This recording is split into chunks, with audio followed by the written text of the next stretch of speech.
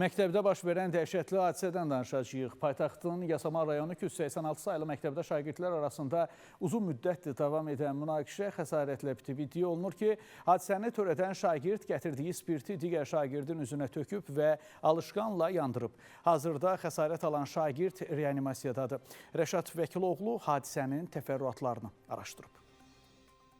Hadisə sinifdə olan digər şagirdlərin gözü qarşısında baş verib. Şagirdlərin bəziləri yanğının kislata, bəziləri spirt, hadisə şahidi olanlar isə neftlə törədildiyini iddia edirlər. Digər şagirdlərin verdiyi məlumata görə hadisə iştirakçıları olan şagirdlərin əvvəllər də mübahisəsi düşüb. Elə həmən mübahisə ilə bağlı həm məktəb rəhbərliyinə, həm də müəllimlər məlumatlandırılıb.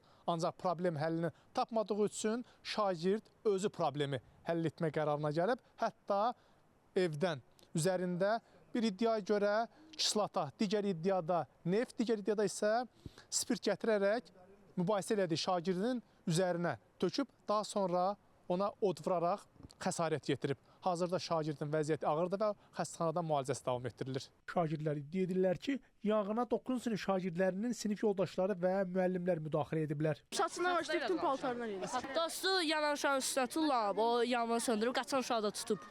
Bakı şəhər Təhsil İdarəsindən verilən məlumata görə dərhal məktəbə təcili yardım briqadası çağırılıb.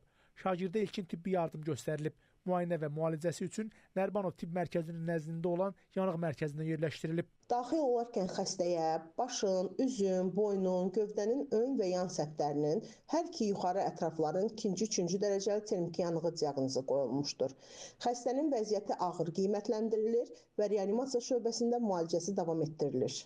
Hadisə ilə əlaqədar şagirdin valideynlərinə və aidiyyəti qurumlara da məlumat verilib. Məsələ aidiyyəti qurumlar tərəfindən nəzarətə götürülüb və müvafiq araşdırmalara başlanılıb. Hadisəni törətməkdə şübhəli bilinən şagird polis tərəfindən saxlanılıb. Bir iki gün əvvəl də davam eləmiş. 2 dəfə uşaq şikayət edibdi, müəllimləri zadı, müəllimlər nəzərə almır. Məktəblinin yanğın törətdiyi mayeəni sinifə necə aparması, eyni zamanda məktəbə daxil olarkən çantalarının yoxlanılıb-yoxlanmaması ilə bağlı 286 sayılı məktəbin rəhbərliyindən və mühafizəçilərindən mövqe öyrənməyə cəhd etsək də alınmadı.